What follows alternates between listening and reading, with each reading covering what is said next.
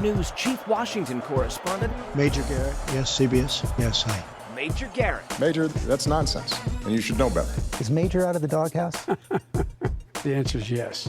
Welcome to the very best part of my broadcast week, and Merry Christmas to one and all for those celebrating. You'll hear this on December 23rd, so you're getting ready for Christmas Eve, you're getting ready for Christmas Day, and I'm very happy to say for the second consecutive year, we have Christmas with Caliendo. Frank Caliendo, friend of the show, friend of mine, at least around this time of year, Frank would probably say. Yeah, I get a text from Major, my really good friend, like in the middle of December, and he starts pestering me about the show again. Frank, it's good to see you. How are you? Humbug. Frank, how are you?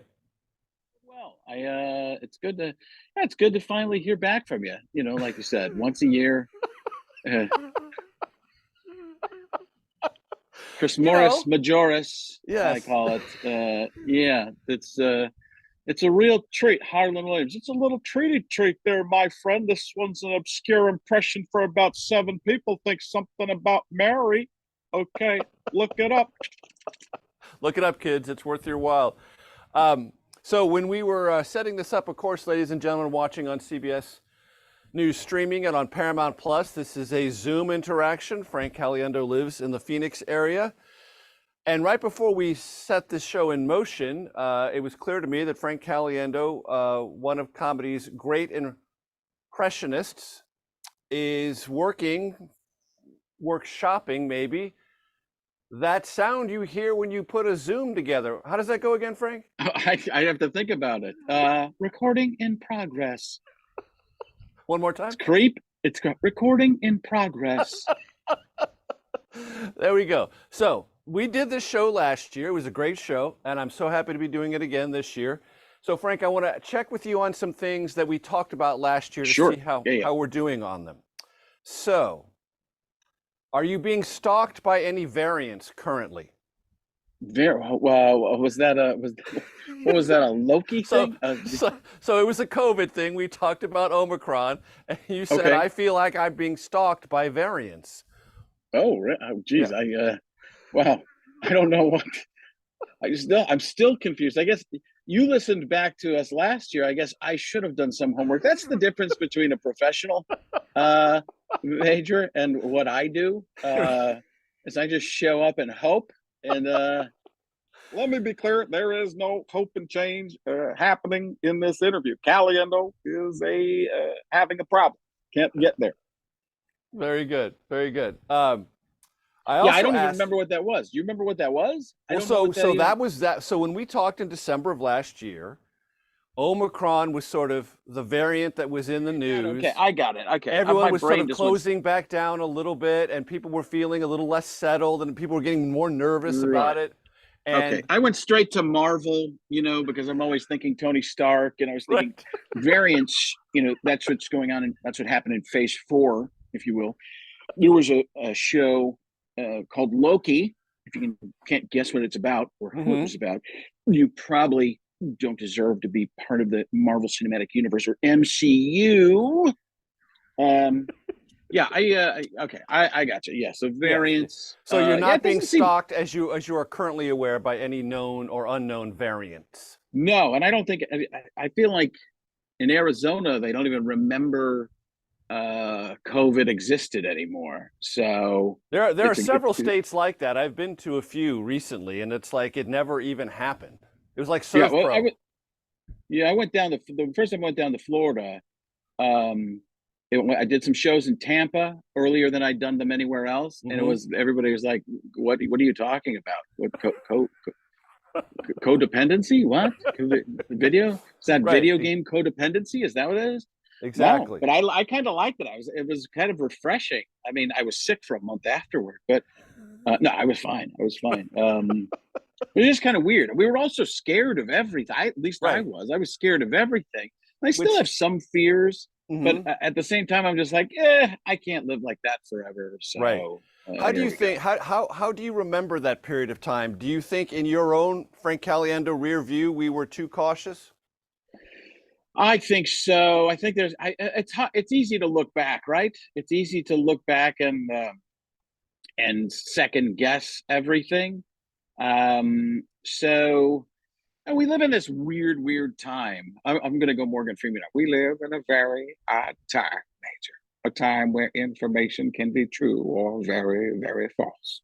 You never know which it is. So, yeah, so we don't know. I mean, I've had this feeling for quite a while that I'm like, I don't know what's real and what isn't anymore. I don't know, a lot of legitimate news sources and stuff like that. But then there are good tangential sources sometimes. But Sure. then you never know what's what, and that's I don't know. I didn't leave my house for 2 months. I mean, I was just in. I was the happiest I've been because I really would rather. I'm the type of person who would rather wear my basketball shorts and t-shirt in the house as opposed to going out in it. So yeah, I don't know. It's like Adam Sandler dressing up for a Tonight Show. He's like, "Hey, Jimmy, how's it going? Hey, man." And, Jimmy's like, "Oh, God, you could have dressed up a little bit?" "Hey, yeah, you'd be glad I showed up." So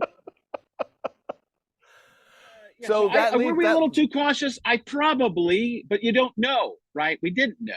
And look, the biggest difference is we are now well into the second year of available vaccines, and that does make a difference. That changes all of these calculations. At least it does for me.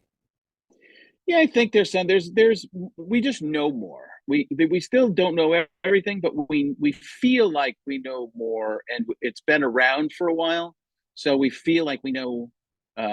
We feel a little bit more. The word it's not the right word, but comfortable. There's a little bit of, well, this is what it is. You know what your risks are, so you can assess those. And I think at the beginning we didn't know what the risks really were. So yeah, I think for me personally, maybe we were a little too over, but I shut myself in. It was my own personal decision to do that. And I probably would have done that anyways. So that leads to a very natural question. Do you consider yourself an extrovert or an introvert? I'm totally an introvert, unless I'm got a camera on me or a crowd. I have no interest communicating. Ask my wife. My wife will tell you how little I have interest in communicating. She's like, "Where are you going?" I go, "I don't know. I just need." I'm Shrekist. Donkey. I just want to be on a trick. What are you doing? I just want to be underneath the bridge by myself. That's the way I am. I was like that as a kid. I was like, that's why I do these voices and stuff. I would play with Legos as a kid and watch Different Strokes and different sitcoms like that. So, yeah, I'm totally an introvert unless there's money involved, I guess. No, but it's more than that, and that's not uncommon for people in the industry, is it? I don't know. I don't hang around with that many people. I have some friends. Well, this goes to your introversion. Of course, you don't hang out with a lot of people. Yeah. I don't. I'm weird. Very rarely. I mean, it was funny because I was talking to, and this is a name drop, but I thought real cool. I got to be friends with Michael Bublé, and believe it or not, that came about over TikTok.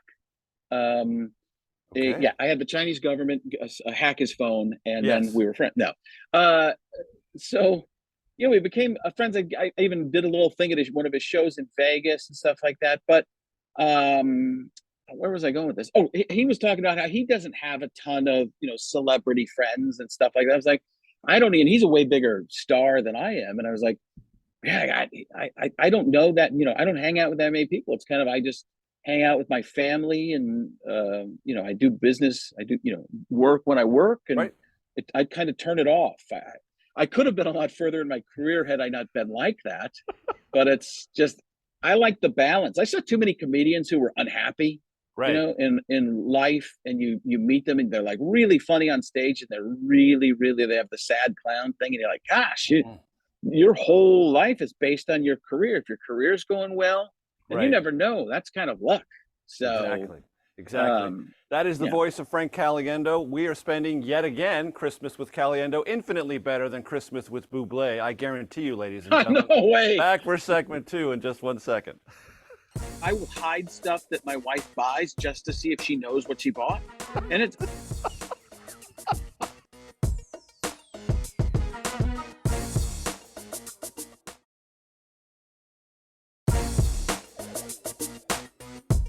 From CBS News, this is The Takeout with Major Garrett. Welcome back to The Takeout, coming to you from my office in the D.C. Bureau, Washington, D.C. Merry Christmas, everyone. You're hearing this either on December 23rd, Christmas Eve, or Christmas, or sometime thereafter.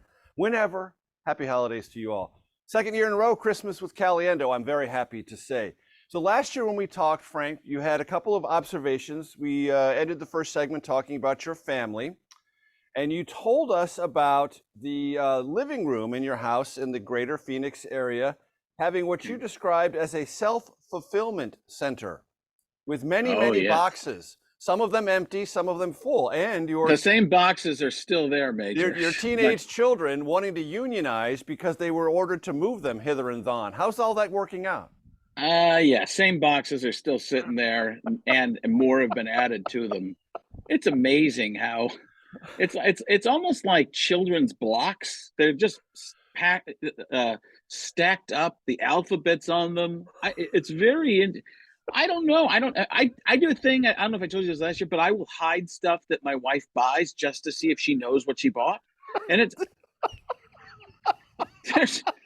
I've got a whole storeroom of stuff that she's never even brought up. You've got the beginnings of a pawn shop, it sounds like. Yeah, I've got my own. I'm gonna do my own thing. It's Frankie Baba. That's what it's gonna.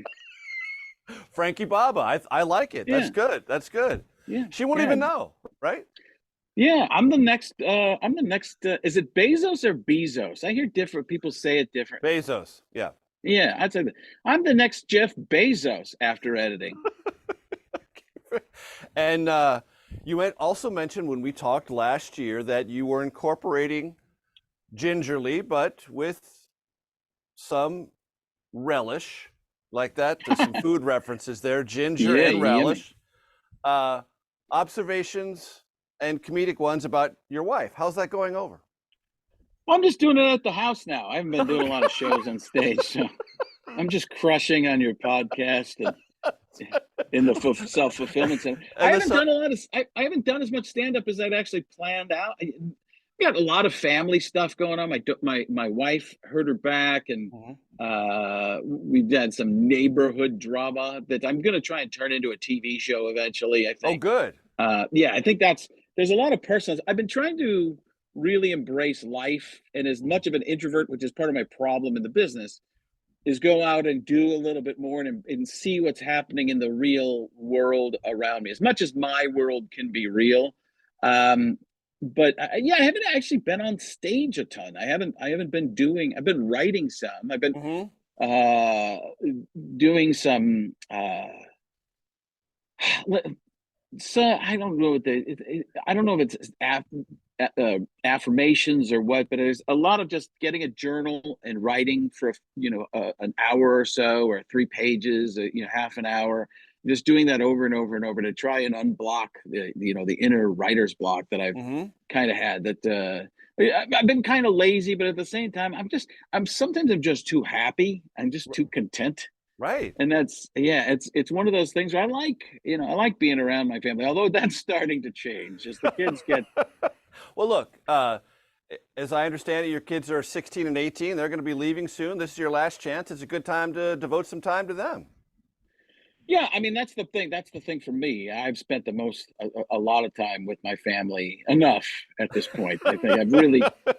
You're about at the brim, right? You're about at the brim. Well, my wife always is like, I'm home all day. I'm doing things in and out, but it's not like I go to the office. So my wife will be like, "You're not spending any time." I just sat with you at the table for half an hour. That's as much as we'll do that 3 times.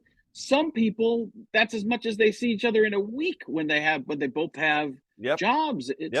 And I text her once in a while, But texting, that brings me to another topic we discussed last year. Any improvement in the texting across the dinner table dynamic? You know what? I'm trying to think if my son there's 3 conversations going on. That's the thing about texting, and is you don't have to finish a thought that you're actually currently on. So you can go back to conversations you had, a week ago, and all of a sudden it's a reply to that with the new, iOS and those types of things. So, yeah, I mean, my son texts me constantly from the other room. It's not so much the dinner table at this point. I kind of put an end to some of that. So you actually converse at the dinner table now? Well, we just don't have dinner. That solves that. Well, he was in college. He was, he's at ASU for most of the year. Right. So he wasn't around as much. But it is really funny how teenagers, especially, I think it's just the hormones and development and stuff like that. Like their time is their time. Like he's never on my time. It's got to be on his time. I'm like, I'm the one footing the bill for all this, man. You should be on my time. Mr. Hand. Yeah, what are we doing here? Fast Times at Ridgemont High reference there, kids. Pay attention. Pay attention. Stay up. Come on. So Arizona, that's where you live, the greater Phoenix area. From my perspective, Frank, I spend a lot of time paying attention to politics, national politics and state politics. Kind of a crazy year in Arizona politics. Did you take note of that at all? I stay out of it personally and everything. I just want people to get along. It doesn't Not seem like happening that's very the much route. in Arizona, it doesn't seem like. Yeah, I don't see that from people though. I see that in the news, and I see that online between people, but I don't see that between people face to face that much. I don't see it coming out. Well, I don't know about you, but when I was growing up, we didn't talk about any politics. We didn't talk about religion. We didn't. It was those were considered niceties. And in this world of interconnectedness, I'm very old school with that. I don't like that. Even in my comedy, I don't like. I mean, I'll listen. I think people going after certain things are very, very funny. But to me, I understand why somebody might not like that, and I don't like to be the one to put that out there and instigate that type of feeling. That feeling of I don't know. That's not me. Now I will tell you, I have an interesting tie to the election. It's kind of like what is it, 7 degrees of Kevin Bacon or 6 or right? Okay, right, yeah. How many degrees is? I think it's 4 omelets. 4 omelets is that one? And a partridge in a pear tree. One of the guys who was my cameraman for TV, mostly the ESPN segments. Right. His wife is Carrie Lake. Really? Oh yeah. We actually shot stuff at their house before. I don't think I've ever. She was a news person here in town for many, many years. Yes. And very, very different. Very, very different persona than now. And but it's just interesting because he's. So did you ever have a chance to meet her before she became a political figure? I've never met her as a political figure, and I don't know if I ever met her before that. I'm not sure. I worked with this guy many times, but he was very. The interesting thing to me is he's a very subdued and just the opposite of Carrie Lake is probably what I would say. And I think they're still together. I don't know, but he's a super nice guy and very balanced politically from what I saw when I would talk to him, because I'm a middle of the road type of person. Yep. I think I get things from both sides. I don't fit a party. I don't love parties. I get why they're there, which it's a little archaic to me at this point compared to where it could be now. I think people just personally, and you can tell me I'm wrong because I'm not that informed. Anybody in the audience, absolutely, you're probably right. But that's how I choose to live, and it makes me happier. But in terms of just having discussions with him, I was just amazed when somebody reminded me that that's who he was married to. I was like, holy cow, really? Wow. So yeah, but I really don't see. I have friends who really love Donald Trump. Quite frankly, that's most people. Tremendous amount of people. Tremendously tremendous. Major. Right. Major, you're doing Mr. President, Mr. President, I need to interrupt you only this once, Mr. President, only this once. Got to go to a break. When we come back, more Frank Caliendo and everything he does that is comedically brilliant. I'm Major Garrett. Christmas with Caliendo. Come back. I don't do breaks. But I was working on Saul Goodman. Did you know that you have rights? The Constitution says you do. And so do I. Hi, I'm Saul Goodman.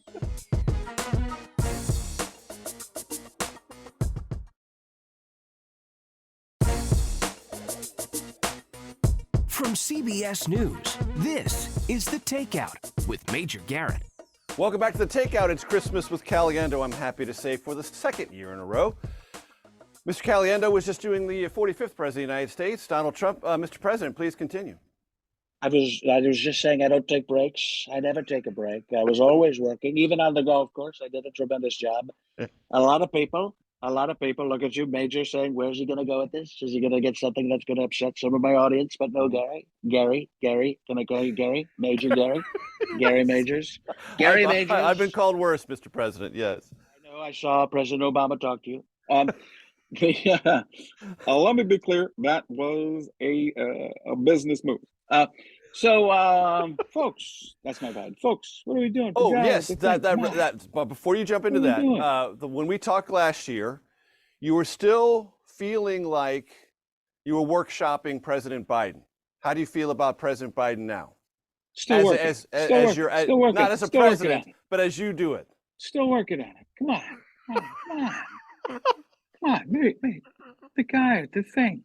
As you know, as a young man back in Scranton, Pennsylvania, 30, 40, 500 years ago. Come on. Fall of the Roman Empire. You know the deal. I don't have to tell you. It's better. I'm telling you, it's better. Because I just listened to the show from last year. It's better. You've been working. Yeah, it's a little bit, but I haven't done, again, if I start going, once I do a little bit more of the road, it's funny how you start getting them into, once you do them all the time, it's just like a muscle. It's like muscle memory. Like then it's like riding a bike and you just get on and I can go into Morgan Freeman anytime I want, or Robert Downey Jr. But if I had to do a different one that's newer. Do you have, Frank Caliendo, any impression of a famous woman?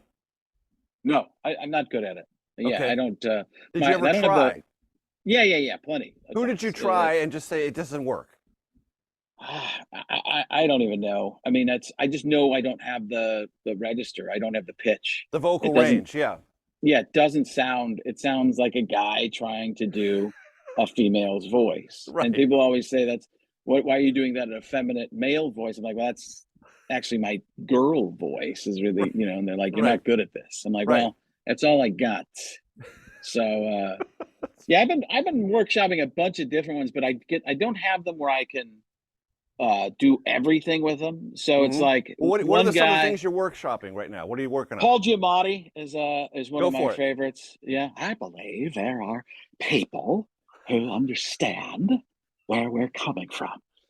That is, this. I watch Billions, so I really love that show, and I was watching and going, I believe I can talk exactly the way he does. And then there's I've become friends with Brian Koppelman, who's the executive producer of the show, and I sent him that and he's like, oh, that's pretty good. Yes. But there was that, and then I was doing the Axe Capital. You don't understand exactly. Yeah, that's one that takes a little bit of time to get into. It takes a second to get there. But I was working on Saul Goodman. Did you know that you have rights? The Constitution says you do, and so do I. Hi, I'm Saul Goodman. That's great. That's great. So back to Trump, Mr. President. Mr. President, you're running for a third term. There are those who say your moment has passed. A third term? Is it a third term? Is it really a third? It's a third time. I mean, you're running a third time. It's for a second term, correct? Third time's a charm. I actually ran 25 times. A lot of times I ran 25 times. 5 times 5. I do tremendous math. Tremendous second grade math, multiplication. Do you have any fear, Mr. President, that Americans are getting bored with you? Well, still going to see Marvel movies, aren't they? If there are that many Marvel movies, they keep coming back. There's the multiverse. There was the multiverse of madness right now. with the Trump verse, the Trumpy verse, the multi-Trump verse, the Trumpy verse. It's a tremendous.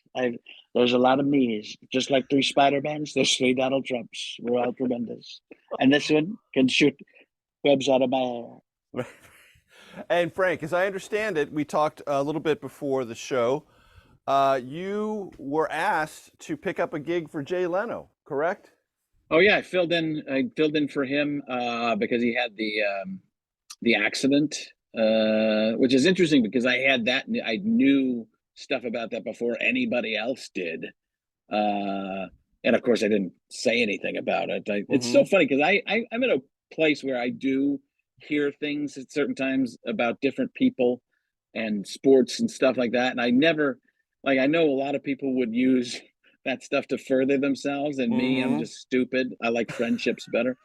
But yeah, I filled in for Leno, and I didn't, I heard some things, Jay is a super nice guy. Anytime I've ever been around him, but this whole thing with the accident and I guess that car started on fire or something like that. Yes. But One of the old cars in his garage, they're doing some maintenance on it, and there was a fire. Nothing phases the guy.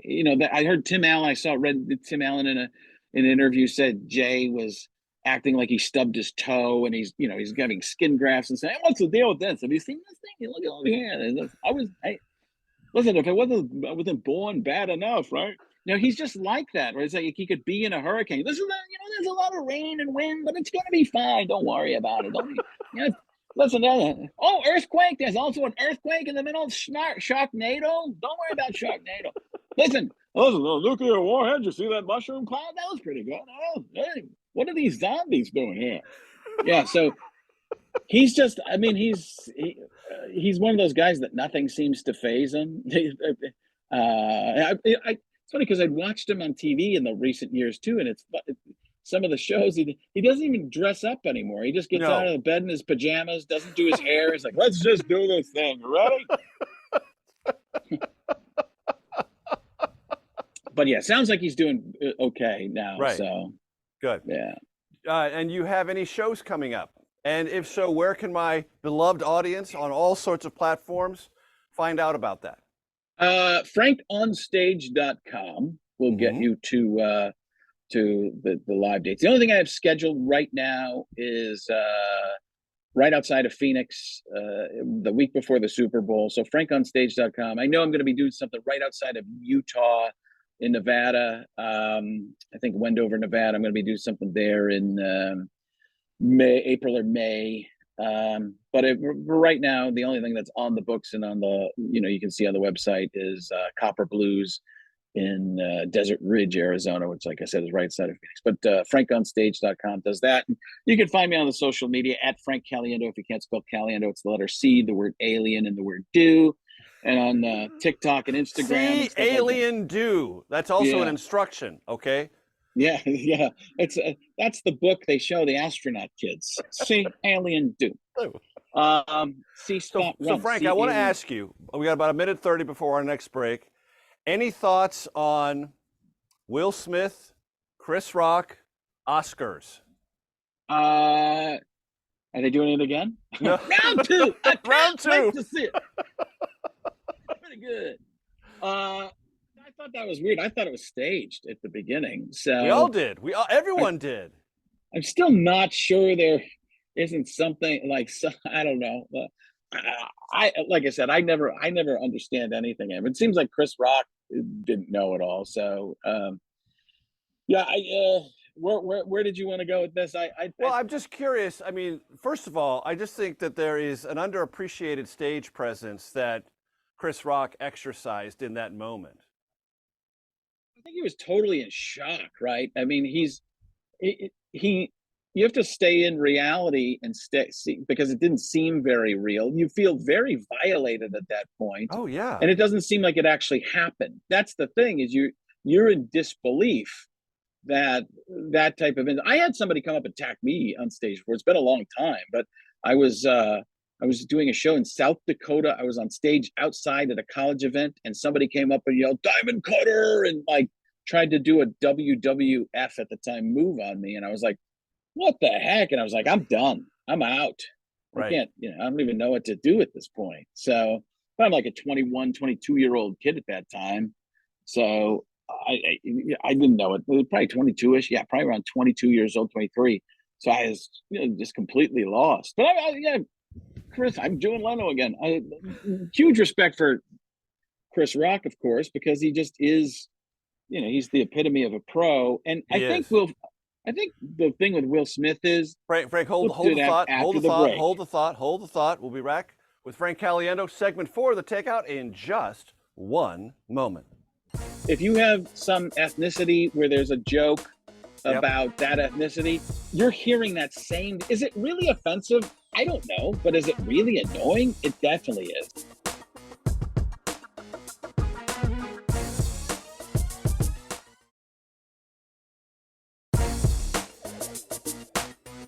From CBS News, this is The Takeout with Major Garrett. Oh, it's Christmas with Caliendo. It is the most wonderful time of the year. Frank Caliendo is with us. You're listening to this on Christmas weekend, writ large or small, depending on how you do it in your home. And your thoughts, if you will, Frank, on the whole Will Smith, Chris Rock thing. I think the thing with Will Smith is he's a really great actor now. Mm-hmm. I think he gets so. The problem is that he's probably gotten into these roles so much that he's lost a little bit in terms of reality. So you start. That's my take on Twitter as well. Mm-hmm. I remember 10 years ago when I was first on Twitter, I was tweeting things and I was getting massive responses just saying really mean things. But then I noticed I started to do this in real life. Yeah. And then I was like, ugh, this is gross. This is It terrible. gets in your head. But that's the kind of thing that happens with actors. If you get too far into it, you start to become the acting role is a part of you, but the role can be part of your life. Then can start to affect you if you get that far into it. So think of being, and I may have used this analogy with you for something else, but on something else. But think of, you ever go to dinner with a car salesman? They, or you have them over for dinner and they're making a deal to pass the gravy boat. And you're like, we can just, you don't have to talk to your boss to get this done. We can just have a conversation and I can pass it. You don't have to wheel and deal, but they can't turn it off. Yeah. Yeah. And I think in this day and age, when we immerse ourselves so much into everything, it's harder and harder to get out of it. That's a difficult thing. And I think that's something we're going to have to deal with in the future overall. One other thing you might have to deal with, and I wonder what your thoughts about this are, Frank Caliendo. There's kind of a conversation, well, there's certainly a conversation in comedic circles that our culture is either too sensitive or too restrictive about what is funny anymore. And there are sort of guardrails and areas that you have to avoid. And I've heard comedians talk about this in a general sense, that they're afraid of being canceled or not having shows booked, and they feel less creatively empowered than they used to. I wonder if you have thoughts on that conversation. A ton. I stay out of it. That's part of one reason I don't work as much anymore. I don't know because I feel I really do want, and I know people don't have equalities and stuff like that across all types of different. I'd love for everybody to have these equalities. I know that's not the reality of where we're at, and who knows where that will ever get to. But part of being equal and being treated equally is having to deal with the crap that everybody else does. Now, you might get sick of it because it happens, the same stuff and gets said to you over. And I'm a short person, so whenever there's a situation where somebody wants to rip me, they're just like, "Hey, short guy," that can become annoying. If you have some ethnicity where there's a joke about that ethnicity, you're hearing that same. Is it really offensive? I don't know, but is it really annoying? It definitely is. Now, I'm Italian. I don't look Italian, so I don't hear a lot of that. But all my cousins and stuff like that really look Italian, they love it. So they embrace it, right? Yeah. Yeah, it's a funny thing. So, but I do understand that there are difficulties that people have to deal with, and people are, it's a tightrope book. But I see people like Bill Burr, and I see people like Dave Chappelle, and I see Right. people doing this stuff, but they're the highest level. And if you come at them, it doesn't matter. What happens is actually their audience. This happens in politics too, right? Mm-hmm. This is how Trump works. Is people start to congregate, and they start to come toward this and go, hey, I have this feeling that you're talking about, where people don't understand what I'm feeling. It's thank goodness somebody's talking about it, Mm-hmm. and they start to feel this kinship with the person. So And you mentioned Dave Chappelle. Do you think that Chappelle is in a unique place because A, he has that celebrity, A, he has that level of success, B, he has that sort of give no expletives attitude about it, and he has an audience that convenes to protect him. Because there are a lot of people who there are a lot of people who are tired of trying to worry about, everybody gets made fun of every day, and so they're like, well, people can't understand it. We can't all put ourselves, and some people are better than others at putting ourselves in other people's shoes. Mm-hmm. And understanding where things are coming from. And so, Dave Chappelle, he says it. It's so funny because he'll say something so eloquent and brilliant, and then he'll tag it with something that's very easy or simple for everybody to understand. So he'll have this concept that is genius, and then he'll talk about it in a way that anybody on the street can understand it, Mm-hmm. or in their house or whatever, watching, they don't have to know a whole history of the world to be able to just go, holy cow, how did this guy talk about this so eloquently, and then throw an F word in there, and you're going, oh, wow, that's just brilliant. And Burr's got that same thing. He just talks about people, he'll be out there, what's with this? Just do that kind of a thing. Mm-hmm. But there's I want to act is my kind of thing too. So there's two ways you can go. You can do the podcast thing in comedy, where you just say whatever you think, and you can gain a huge audience that way, Right. being completely authentic. And you're not going to be politically correct doing that. You're going to, No. because we talked about that last year. You said that you just simply can't do that. You can't be the bombastic bomb thrower in a podcast, which would get you money and an audience, because that's not who you are. Yeah, it's not who I am, and it's my work too is also corporate work. So I do a lot of work for big companies, and I don't want to have them put in a weird position for me because it's not my thing. If it was my thing, sure. Some comedians make you think. I'm not one of those comedians. But you do make us laugh, Frank, and that is the essence.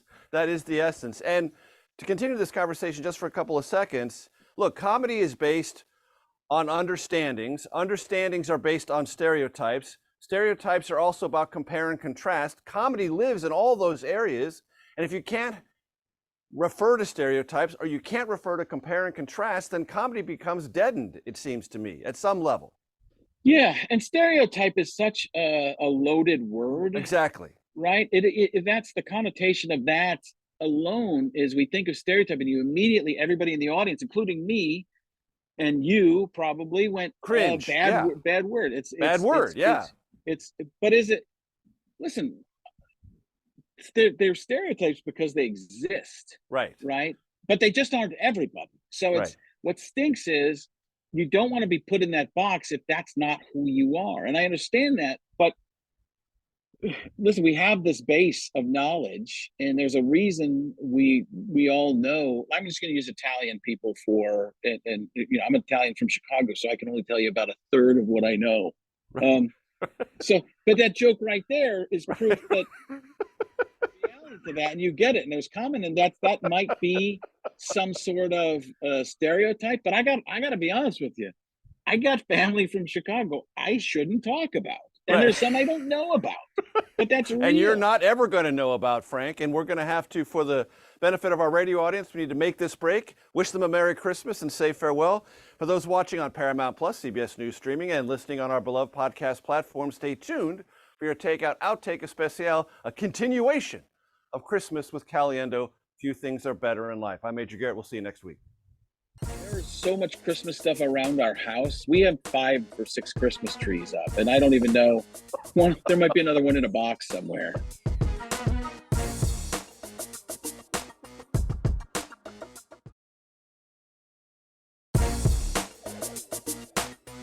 From CBS News, this is The Takeout with Major Garrett.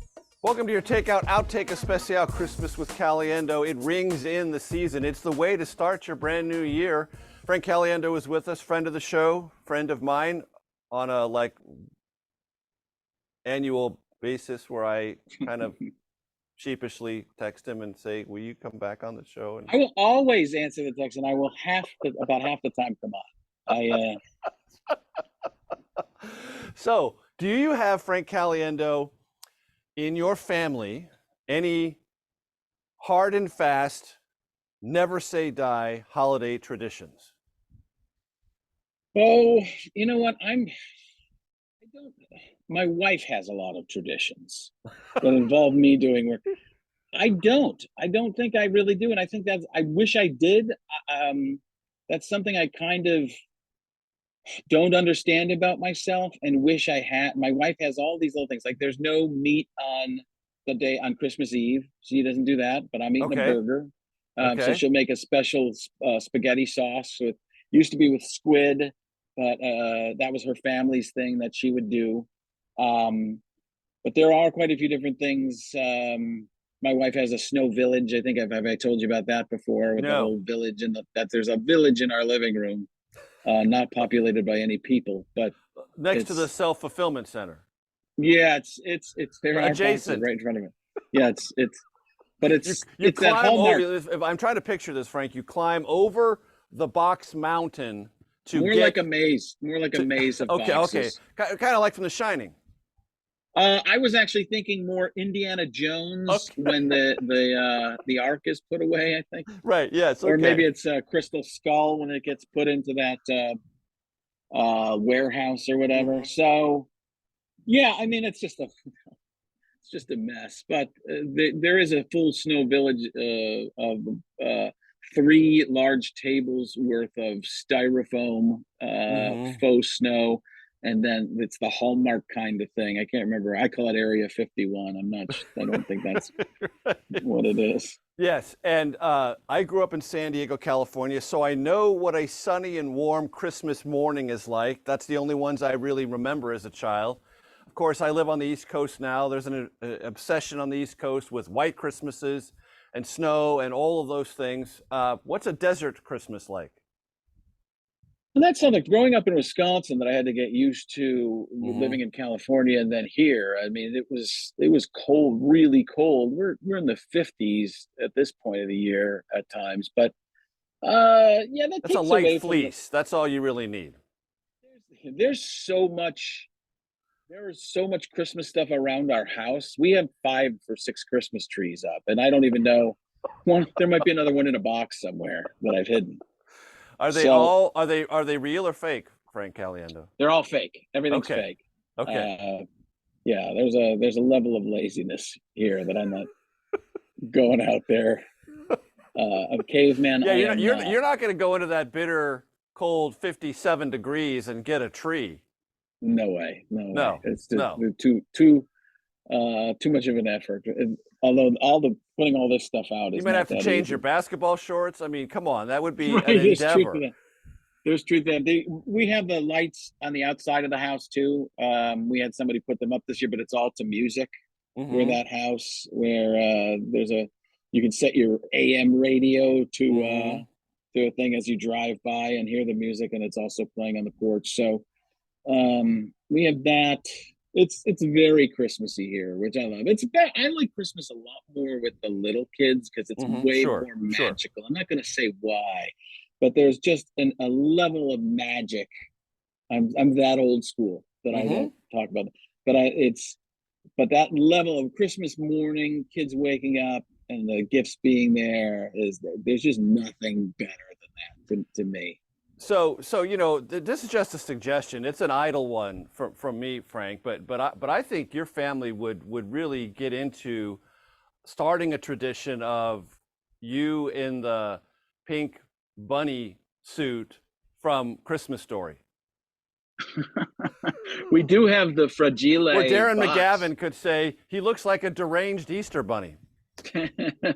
we do have the fragile box and the leg lamp. Fragile. Must be from Fragile. Italy. I think that's fragile, honey. Yeah, my wife's from Cleveland too, so. Okay, very, very famous house, still exists. Yeah. Tours there. there daily. Yeah. So yeah, I don't know where we're going with this. So last year I asked you what your favorite Christmas movie was, and you said Elf. It's a very good answer. Yeah, I think still Elf. Yeah. Mine is Christmas Story. I love Elf. Elf is a great Christmas man-child movie, but I love Christmas Story. Yeah, Christmas Story is fantastic. I don't know why exactly it's Christmas. I guess because it's set around Christmas, but It's a Wonderful Life I could watch. Oh yeah, absolutely. And with the SNL skit afterward is always something I keep in the back of my mind, where they all leave the house and go murder Mr. Potter.